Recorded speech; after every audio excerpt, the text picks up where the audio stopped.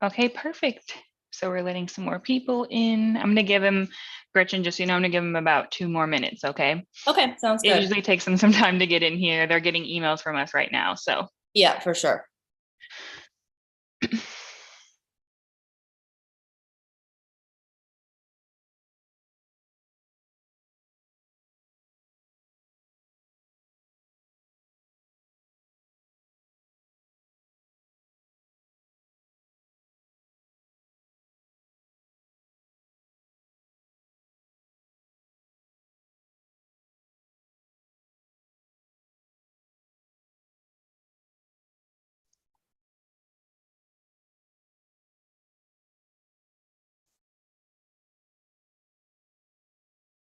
Hello, everyone coming in now. I see Patrick. Thank you for showing up. Hi, Brian.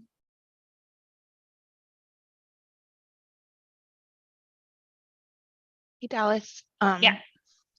Jesse Griffin's going to be joining, but he's at the doctor's office. So he just wanted me to let you guys know he can't have his camera on or talk. That's fine.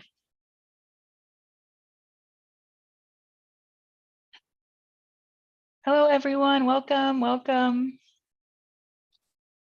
Okay, great. So we have a good group of people. I'm going to go ahead and start.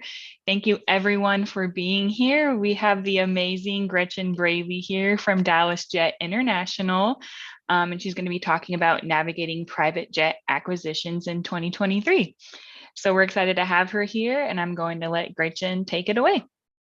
Okay, great. Well, thank you for the intro and thanks for the invitation to join you guys today. I'm excited to be here. I love what you guys are doing with your social and the webinars. It's such a great way to connect to our community. Let me just share my screen so you guys have some slides to look at as we go through this.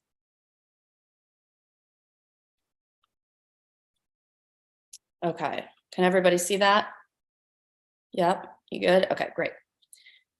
Okay, great. So we have kind of a wide range of people joining the webinar today. So I am going to talk about purchasing a plane in today's market. And I will kick it off by giving an overview of the acquisition process. If you already own a plane or have owned several planes, the process is fairly straightforward. But if you are a first-time buyer, we get that question actually all the time. What are the physical steps you have to take to get to owning an aircraft? So I'll go through that on a high level, and then I will dive into the challenges in today's market and how we're mitigating and overcoming those challenges. And then we'll kind of wrap up with where we see the market going from here. So the first thing you need to do when you decide you want to buy a plane, or even you think you want to buy an aircraft, is to engage a broker. That is not meant to be a self-serving point. Since I am a broker, you just simply don't have access to the inventory that you need to get access to buy an aircraft today. And there's also obviously a ton of room for very costly errors in an acquisition process. So engage a broker. I always tell people to engage us even before you've made the decision. We have a ton of data and experience and knowledge to help you navigate the decision-making process and figure out if ownership is the right fit for you. And we can run customized reports to show you, what the financial impact is going to be on an annual basis. So engage us right away. The next step is to define the mission. So client and broker will sit down, typically on several occasions, and talk about who you're taking, how often you're flying, where you're going, not just specifically cities, but airports. What are your runway requirements? And then how much you want to spend both upfront and annually. And you'd be surprised at how often a client will come to me and say they want this sort of plane. Maybe their buddy has it, or maybe they're coming from a NetJets share. And we end up in a completely different place after we engage in these mission definition discussions. So this is a really critical piece of the acquisition process. Kind of in parallel, we turn on our market research department. And that's what these guys do all day, every day, is understand where the pricing is for all the different models, and not just models and year of manufacture, but specific configurations and upgrades. So you really get to give the client a feel for how far their budget is going to take them and what specifically they will be able to purchase. And at this point, if you haven't already, is when we recommend you engage additional professional support. So I don't need to explain to anybody that taxes are super complex, they're super nuanced, and you need to have an aviation tax professional in your corner when you're navigating these discussions, because there's a lot of room for cost savings and places to write off, and ownership structures and things that you really need an expert to counsel you on. Obviously, if you're financing the aircraft, you need to start those discussions now. And then, of course, engaging an aviation attorney.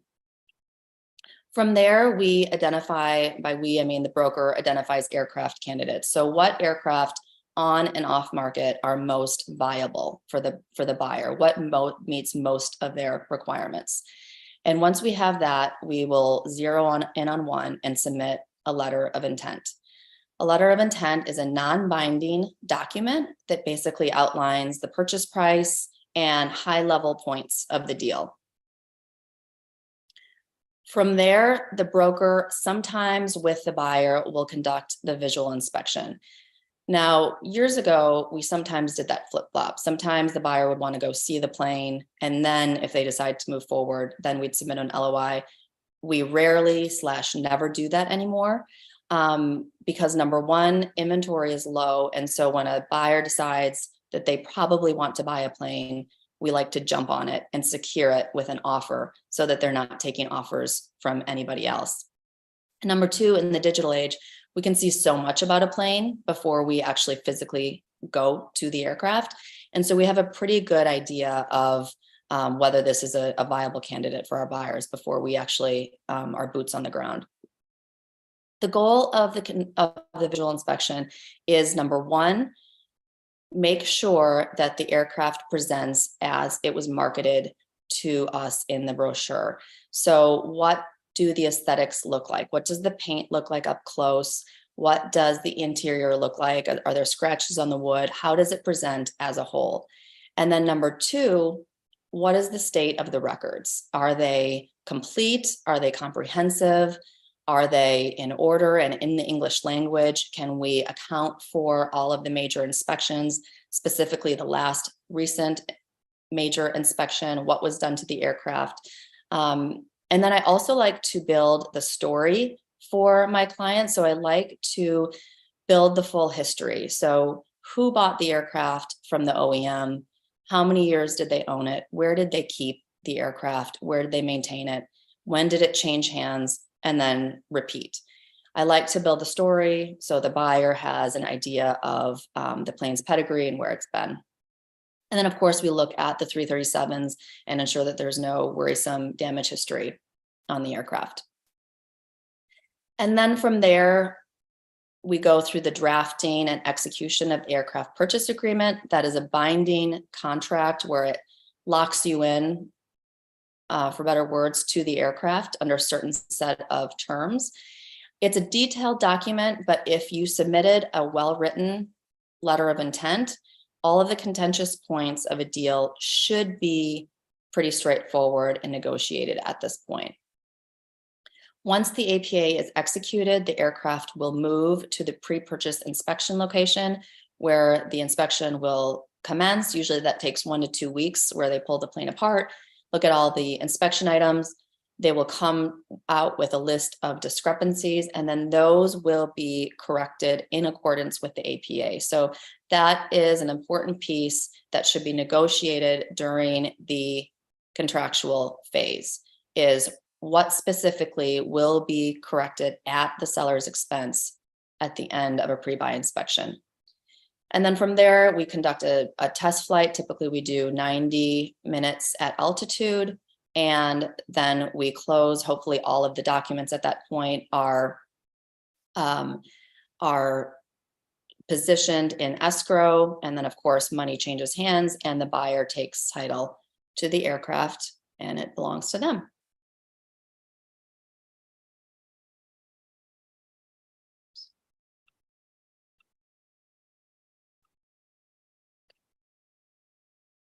So what are the challenges in today's market? These are the top four, the challenges that we get calls on daily, challenges that we get questions from current owners and potential buyers on their concerns for purchasing or keeping or selling their aircraft now and in the near future. So the first one is aircraft availability. Aircraft availability, kind of like many other industries, is low. So if you look at the graph on the bottom, this data is from JetNet. It's a resource that I and other brokers use pretty much on a daily basis. If you look at the history of percent of aircraft for sale, and this is across all jet models, so this is an average, but about 3-4 years ago, inventory for sale used to hover around 10%.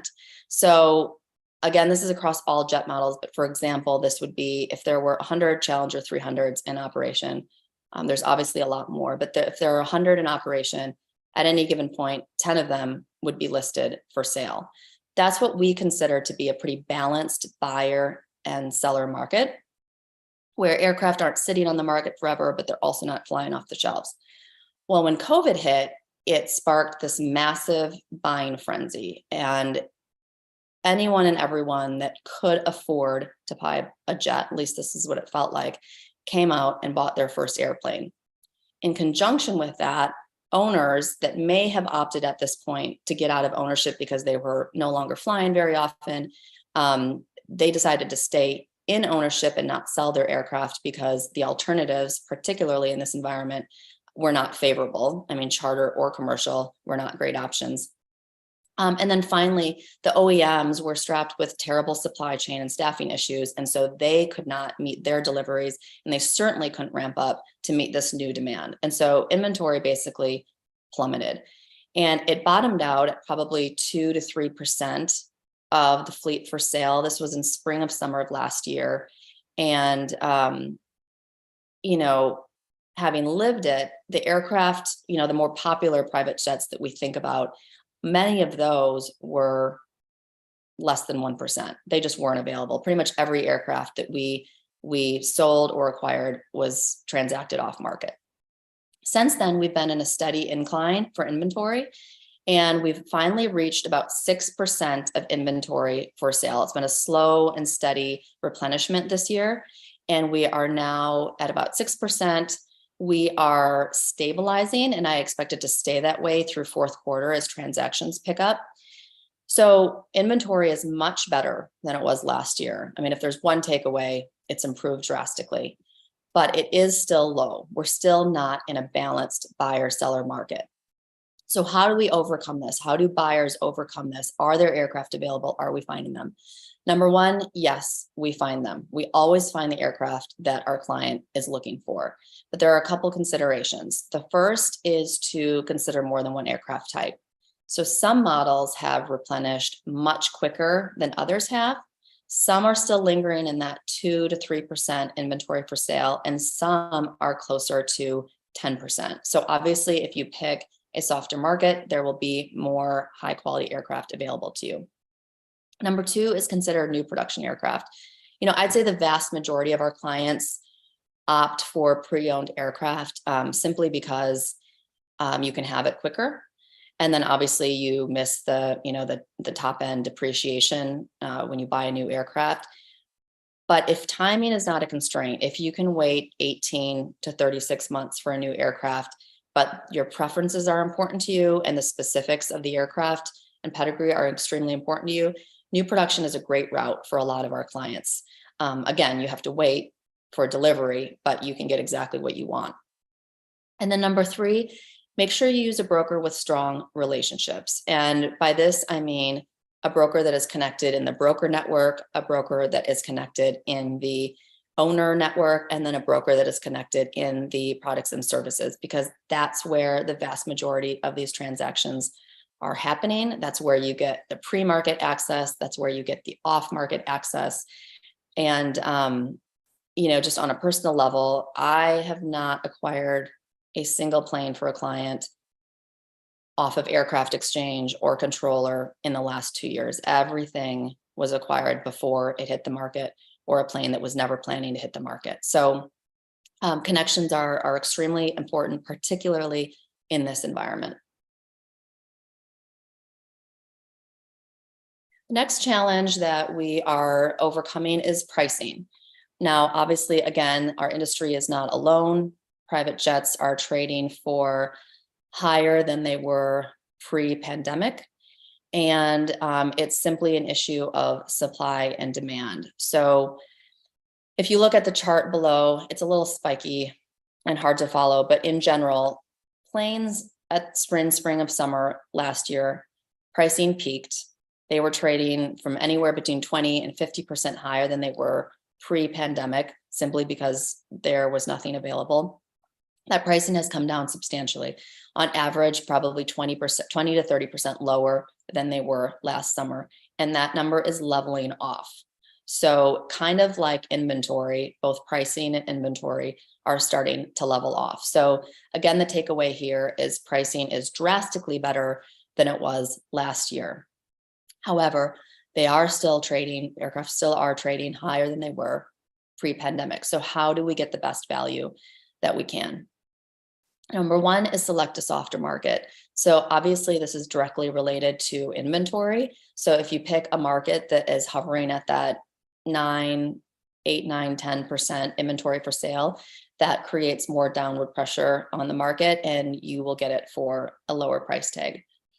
The other thing is to be ready. I can't tell you how many times we won an aircraft for a good value, particularly in hindsight, a great value, simply because we were first. We were the first offer and we were ready to go and we had our deposit. So I always tell my clients, be ready, have your deposit in the bank if you can, so that when we find a plane that I say green light on, we can go ahead.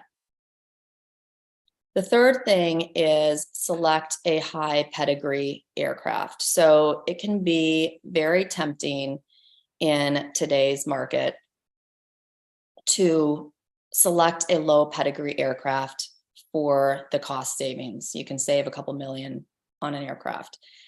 By low pedigree, I mean it's based in an undesirable country. It wasn't hangared. It either isn't on engine programs or wasn't on engine programs for a period of time, has super high airframe time, questionable ownership history. There's a number of things, damage history. The thing is, the pedigree sticks with the aircraft from sale to sale to sale. It always gets uncovered in the pre-buy inspection. And so I always urge clients to resist the temptation to buy a lower pedigree aircraft for cost savings, because if the market shifts, if and when the market shifts, and there's never super drastic shifts in the private aviation market, we ride the economy waves pretty well. But if it becomes a more balanced buyer seller market, it's the low pedigree aircraft that don't sell, and they sit on the market and they sit and sit until you finally have to take a huge hit on the resale value. The high pedigree aircraft sell in bad markets and good markets, they sell. And so I always urge my clients, not only from a maintenance cost standpoint, but from a resale standpoint, you want to be able to trade your plane in the future for market value. And then finally, get creative with the deal points. So that's really the broker's responsibility, is to understand what motivates the seller. And for some sellers, it might be price and that's it. They want to hit their number. But for a lot of sellers, they are motivated by other points of the deal. So a clean deal, a fast deal, a cash deal.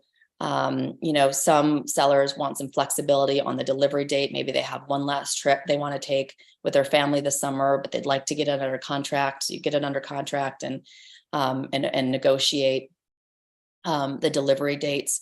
So there are a lot of details in a deal that can motivate a seller to select you that don't necessarily have to do with price. And again, that is really the broker's responsibility to negotiate those and get creative on the pricing negotiations. So maintenance facilities, inspection facilities are swamped. This is more of an annoying problem than it is a deal killer. It's not changing anytime soon.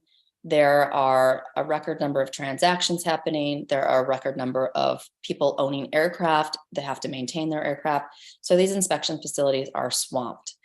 They are also dealing with supply chain issues, staffing issues, just like everybody else. And so they are booking months out, for many months out further than they used to. And so, you know, the best advice is to plan for an extended closing timeline. So if you want to buy a plane in the traditional sense of you source it and then you get in line for a pre-buy slot and you do the full-blown traditional pre-buy, you have to plan for a longer timeline. And I mean, for example, if you want to buy a plane for year end for tax purposes, you really need to be engaging your broker right now at the latest to plan for that. Number two is be flexible with the inspection location. So, you know, you're buying a G550, you really want a Gulfstream ARCS pre-purchase inspection. I get it, but you might be able to get into a Duncan or a Westar or even a local facility in half or a quarter of the time, and they'll do an excellent job with your inspection. So being flexible is also key. And then finally, consider crafting a deal that limits the pre-buy scope. So there are certain circumstances where the timing of a purchase inspection simply won't work. And I'll give you an example. I had a client come to me in May of this year, and they needed to buy a G650 ER for their principal, and it had to be in operation by July 1st. It was a hard date, non-negotiable. So that was 2 months from engagement to closing, and that included sourcing an aircraft that was basically unavailable. I think there were 3 650 ERs on the market at the time. They were all based in foreign countries, which was those were not good candidates for this particular client. And so I quickly realized that we were not going to be able to do a pre-buy inspection on whatever plane they bought within the confines of this timeline. I think at the time I called Gulfstream, and the next large cabin slot was in September of 2023. So we had to throw that out. So what we discussed was buying a plane that was low risk. So obviously 650 ERs in general are a newer model. And I said we need to take that up, tighten that up, and buy a really recent model plane.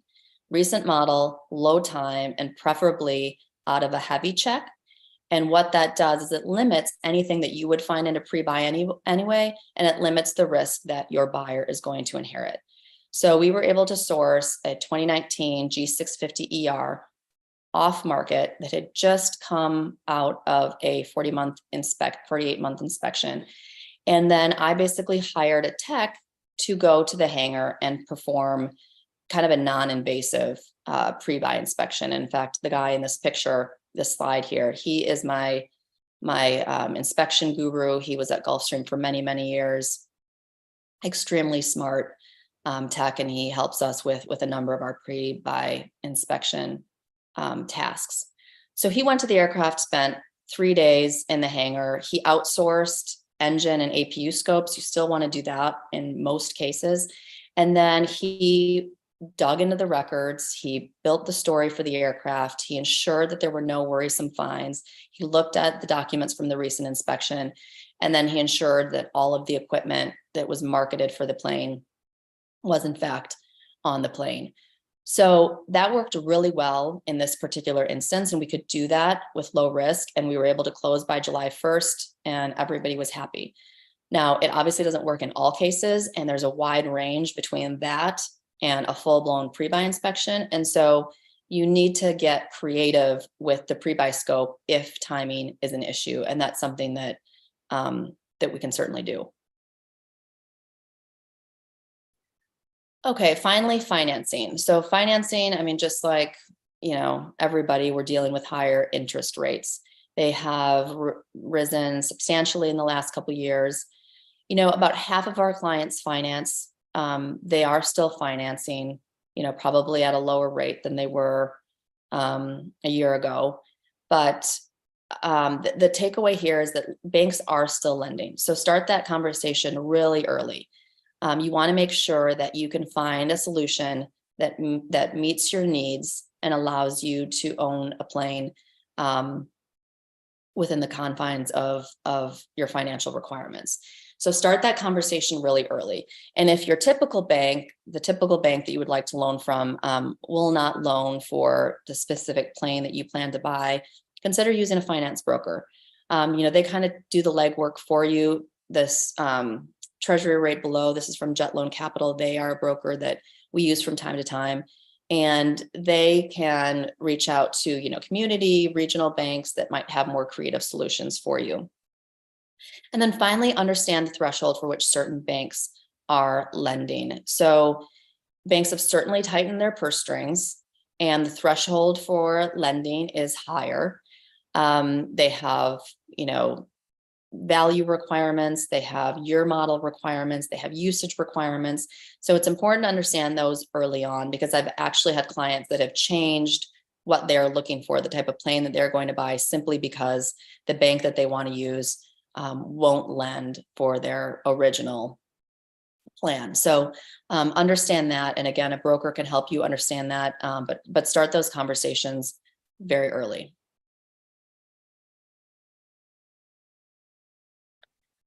So everybody wants to know what's going to happen, in the next 12 months or so, or 12 months, 24 months.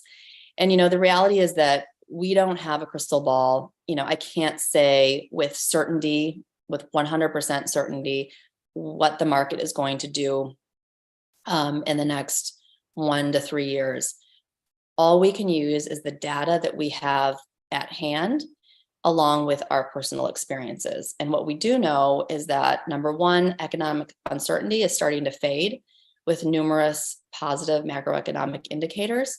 And number two, this massive group of first-time buyers that came to us over the last 2 years are thrilled with private jet ownership, and they are not leaving. They realize that it is an unmatched value proposition, particularly in today's market, and they are not leaving. And so this buyer set of people, first-time buyers, owners that have owned and have decided not to sell, and then corporations who have to continue to travel both domestically and globally to accomplish their goals, is too big. The set of owners is too big, and inventory is too low for pricing to come crashing down. And so at the end of the day, the industry is extremely healthy. It's robust. Values have declined drastically from last year, but they're stabilizing. And planes will likely continue to trade higher than they did pre-COVID, simply because of supply and demand. And then, finally, commercial flying is a nightmare. And you might say, well, your clients aren't coming from commercial. But the reality is, one, a lot of them actually do. They come straight from first class travel to ownership.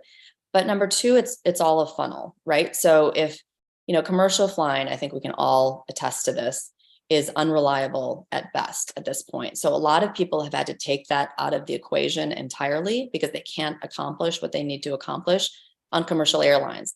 So then they start chartering, they get a jet card, they might buy into a fractional share, and then they purchase their own aircraft.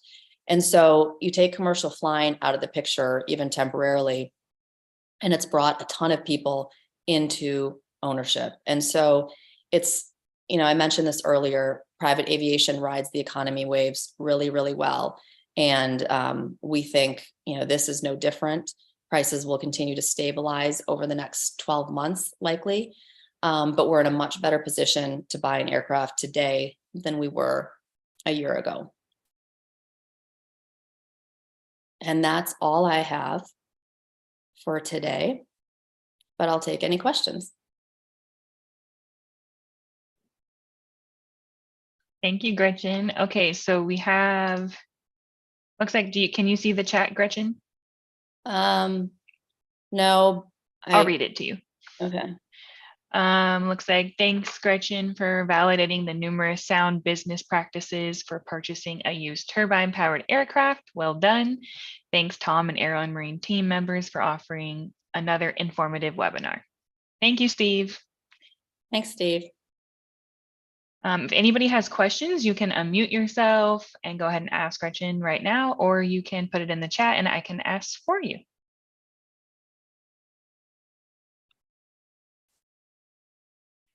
I also see that her information, if you need to get in touch with Gretchen, is at the bottom of her slide here. So I would recommend taking a picture of that so that you can reach out to her. Yeah, feel free to reach out directly with any specific questions that you may have. I'm happy to follow up with you individually. Gretchen, this is Tom Olson. I have a question. Do you have a minimum price threshold where someone should be engaging a broker? No, we engage, we work with clients kind of across the board, and the reason for that is a lot of clients will start with one plane around $1 million or less, and then they will work their way up, through the life cycle of private jet or turboprop ownership. I find that a lot of people in the lower price point like to purchase planes themselves. Maybe they're a pilot owner and they know a lot about the planes. But that doesn't change the fact that you get access to more inventory with a broker. So I always urge people to reach out first, and then you can discuss financially whether it makes sense to engage a broker for the lower price points. Thank you. I have a question in the chat. Can you quickly put the tax issues in simple terms? Can you clarify the tax issues? Yes.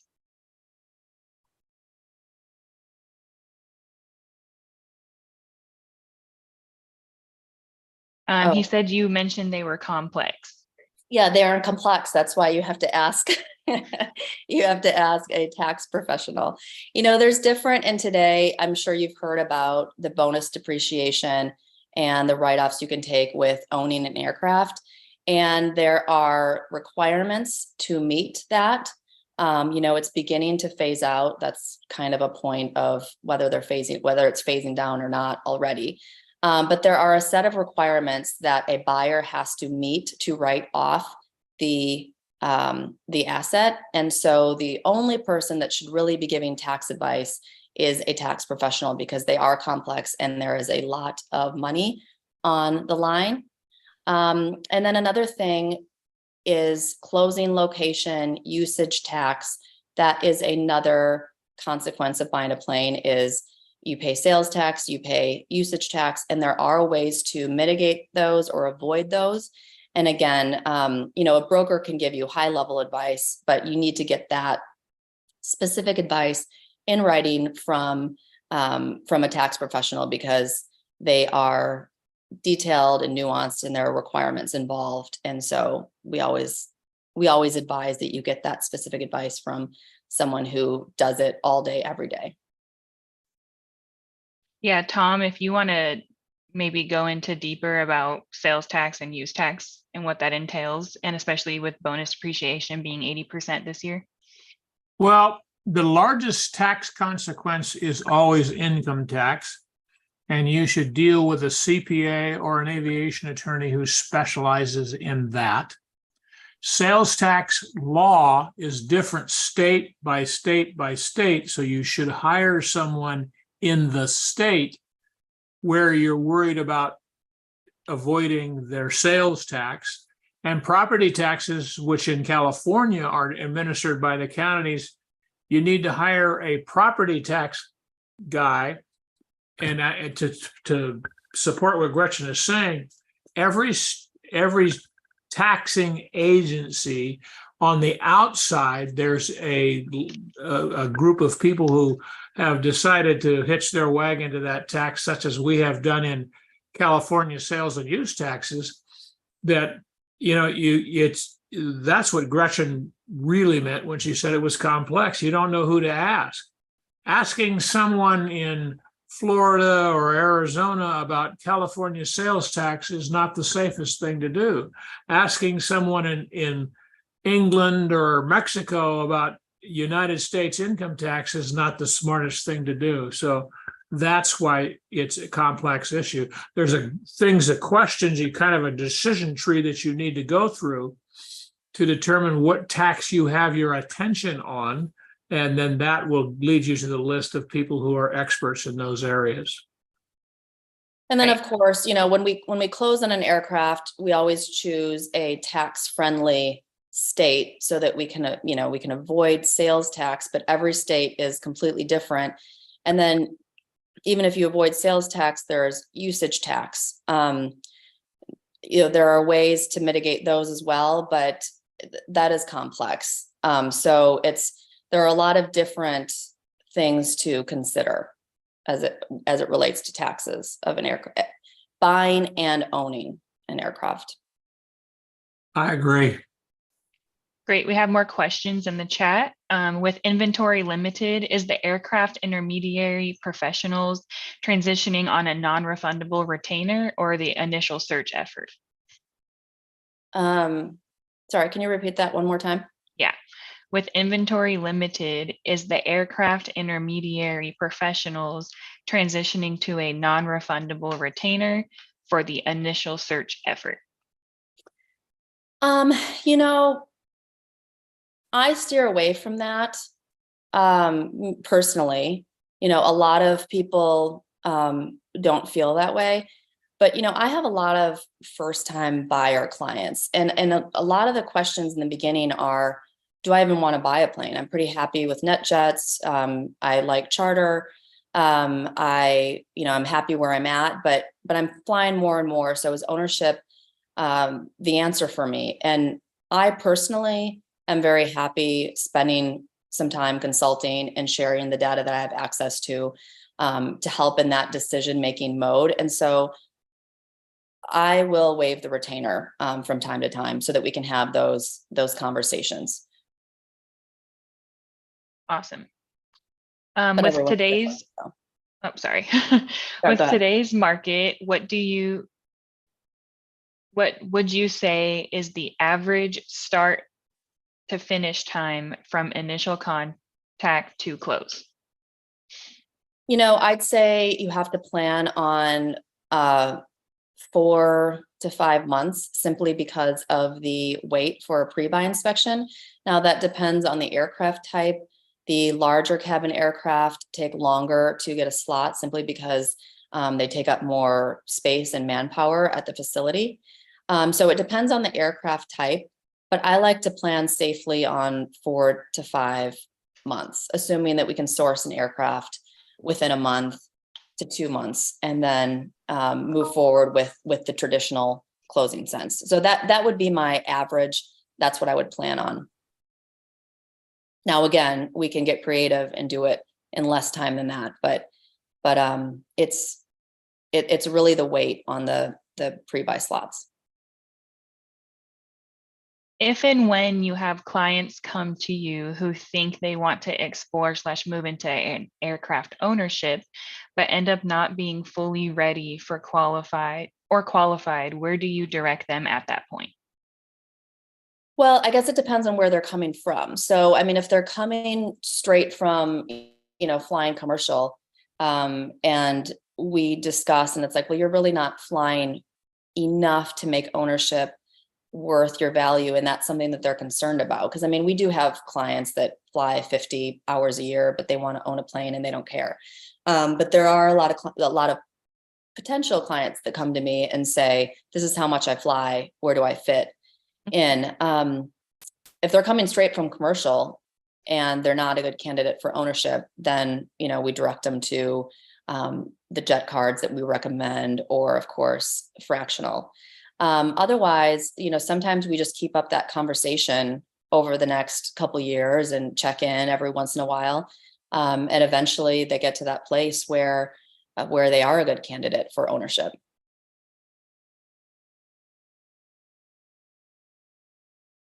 We have a few people from LinkedIn who said great presentation and thanks for all of the information. Awesome. Anybody in the room that wants to talk to Gretchen directly? No? Okay, great. Well, thank you, Gretchen. I think we're going to end off now. Thank you so much for your time. And everybody that's here, we appreciate you being here. Again, please make sure you get her contact info so that when you're ready to acquire your next jet, you can go to her. All right. Thank you all for listening, and thank you for the invitation, guys. I appreciate it. Of course. Thank you, Gretchen. We appreciate Gretchen, you. when do you want to come back and do it again? Good question. Stay in touch with Dallas. There will Let's stay always in be touch. room That for sounds you. great. Great. Well, thank you, everyone. Hope you have a great rest of your day, and we'll see you soon. Sounds great. Thanks. Appreciate Bye. it.